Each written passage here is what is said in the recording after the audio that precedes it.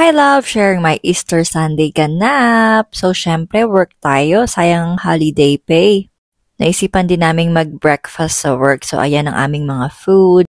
After ng work, syempre, mabilis ang uwian. Pag uwi ko, ay ready na ang aming activity for today. Syempre, dahil Easter Sunday yon, magde-decorate kami ng mga eggs. Pause muna sa mga gadgets nila. Enjoy naman silang mag-paint ng kanya-kanyang egg dyan. Tig-dalawa kami actually. Una, nahirapan pa ako anong i-design nila. Syempre ako, star for all seasons. Favorite ko lang talaga ang shape na yan. Nakakatuwa din nag-e-enjoy din sila habang nagpe-paint kami ng mga eggs.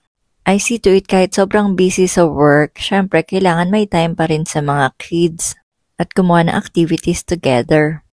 Ayan ang kay Jiro. O, diba? Nice. At ito naman yung sa akin. Creative yarn. Napaka-colorful. Ito naman ang kay Kuya. Diba? Wishing you a blessed and joyful Easter. Yan lang.